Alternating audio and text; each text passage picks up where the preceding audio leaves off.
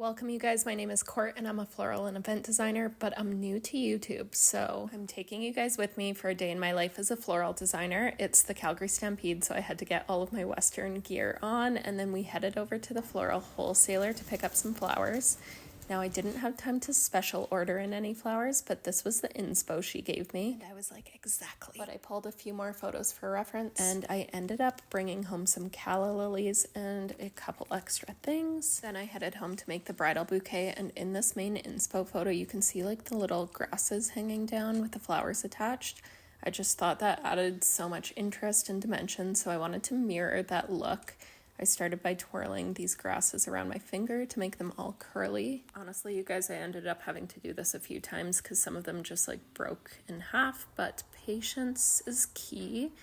I added them into my bouquet and then it was time to make the little dangling flowers, so I got out my hot glue gun and glued these on. Once I got everything in place, it was time to wrap it all up with tape and ribbon. It's like a stretch activated tape that will keep everything in place. And I'm gonna add my ribbon on top of that. Recently, I've been obsessed with statement bouquet ribbons, and how cute is this like frilly fabric that I found. So this first bouquet is made entirely with dry and artificial flowers, so it can last forever.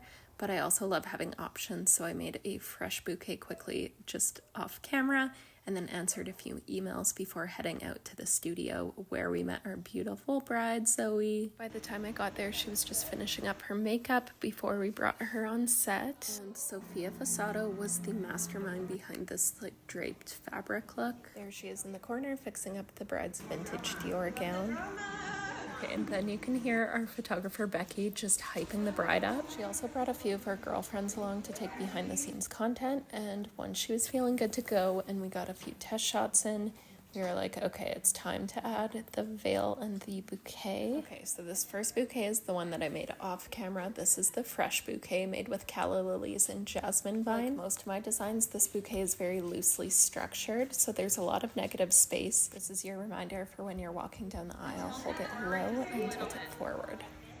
If you're currently planning a wedding and you love the like bridal editorial style photos, I highly recommend booking a session like this to get some of the nerves out of the way, practice your posing, or do a makeup trial and just get yourself like excited for your wedding morning. We all love a second look, so after that white set, we brought in this black backdrop, and here's Becky just showing Zoe a sneak peek of some of the photos. I love it when a photographer does this because it just lets you know that you're like nailing it, you know? Here's Sophia adding in this like bird cage bow situation, and then we brought in the second bouquet. This is the artificial bouquet you guys saw me make earlier. I just wanted to show you that artificial flowers can look modern too. You just need to style them right. And look at everyone just admiring her sweet little mother-in-law in the corner.